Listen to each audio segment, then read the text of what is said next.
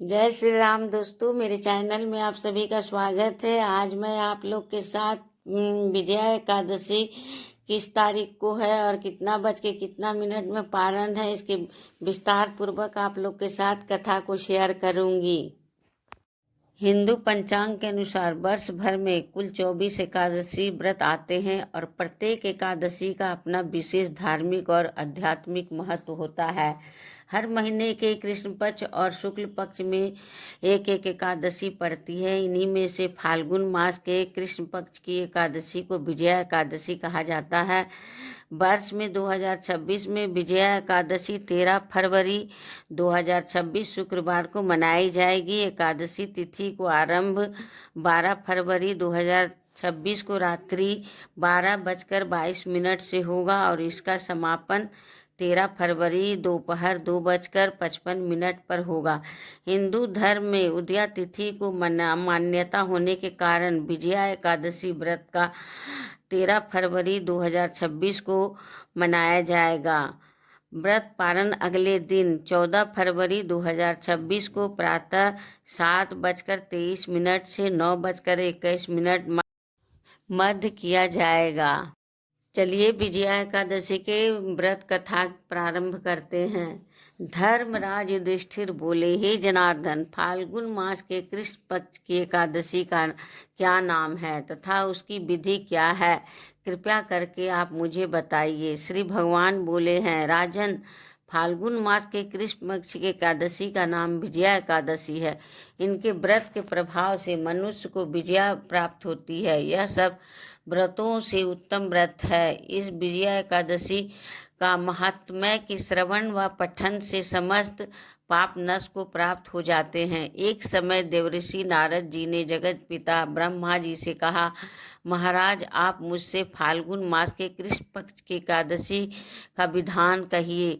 ब्रह्मा जी कहने लगे कि हे नारद, विजया एकादशी का व्रत पुराने तथा नए पापों को नाश करने वाला है। इस विजया एकादशी की विधि मैं आज तक किसी से भी नहीं कही है। यह समस्त मनुष्य को विजय प्रदान करती है। त्रेता युग में मर्यादा पुरुषोत्तम श्री रामचंद्र जी जब 14 वर्ष का वनवास हो गया, तब वे श्री लक्ष्मण जी तथा सीता जी सहित पंचवटी में निवास करने लगे। वहां पर दुष्ट रावण ने जब सीता जी का हरण किया, तब इस समाचार से श्री रामचंद्र जी तथा लक्ष्मण अत्यंत व्याकुल हुए और सीता जी की खोज में चल दिए। घूमते घूमते जब मनमानस्य जटायु के पास पहुँचे तो जटायु उन्हें सीता जी का वृतांत सुनकर स्वर्ग लोक चला गया। कुछ आगे जाकर उनकी सुग्रीव से मित्रता हुई और बाली का वध किया। हनुमान जी ने लंका में जाकर सीता जी का पता लगाया और उनसे श्री रामचंद्र जी और सुग्रीव की मित्रता का वर्णन किया। वहां से लौटकर हनुमान जी ने भगवान राम के पास आकर सब समाचार कहे। श्री राम जी ने वानर सेना सहित सुग्रीव की सहमति से लंका को प्रस्थान किया।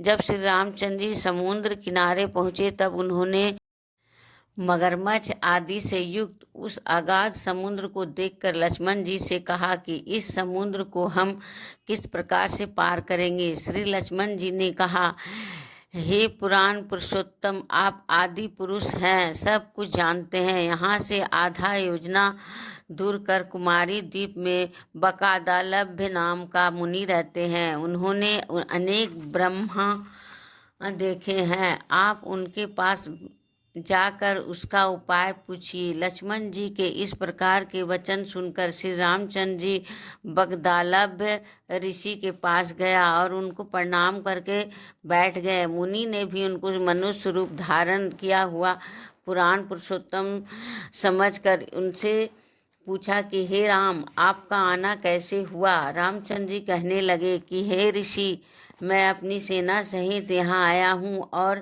राक्षसों को जीतने के लिए लंका जा रहा हूँ। आप कृपा करके समुद्र पार करने का कोई उपाय बतलाइए। मैं इसी कारण आपके पास आया हूँ। बगदालभ ऋषि बोले कि हे राम, फाल्गुन मास के कृष्ण पक्ष की एकादशी का उत्तम व्रत करने से निश्चय ही आपकी विजय होगी, साथ ही आप समुद्र भी अवश्य पार कर लेंगे। इस व्रत की विधि यह है कि दशमी के दिन स्वर्ण, चांदी, तांबा या मिट्टी का एक घड़ा बनाइए। उस घड़े को जल से भरकर तथा 5 पल्लव रख वेदिका पर स्थापित करें। उस घड़े के नीचे सतनजा और ऊपर जौ रखे। ऊपर श्री नारायण भगवान की स्वर्ण की मूर्ति स्थापित करें। एकादशी के दिन स्नान आदि से निवृत्त होकर धूप, दीप, नैवेद्य, नारियल आदि से भगवान की पूजा करें। तत्पश्चात घड़े के सामने बैठकर दिन व्यतीत करें और रात्रि को भी उसी प्रकार बैठकर जागरण करें। द्वादशी के दिन नित्य निधन से निवृत्त होकर उस घड़े को ब्राह्मण को दे दे। हे राम, यदि तुम भी इस व्रत को सेनापतियों सहित करोगे तो तुम्हारी विजय अवश्य होगी। श्री रामचंद्र जी ने ऋषि के कथानुसार इस व्रत को किया और इसके प्रभाव से दैत्यों पर विजय पाई। अतः हे राजन, जो कोई मनुष्य विधि पूर्वक इस व्रत को करेगा, दोनों लोकों में उसकी अवश्य विजय होगी। श्री ब्रह्मा जी कहते हैं, ब्रह्मा जी ने नारद जी से कहा था कि हे पुत्र, जो कोई इस व्रत का महत्व को पढ़ता है या सुनता है, उसका विजय वाजपेयी यज्ञ का फल प्राप्त होता है। जय श्री राम।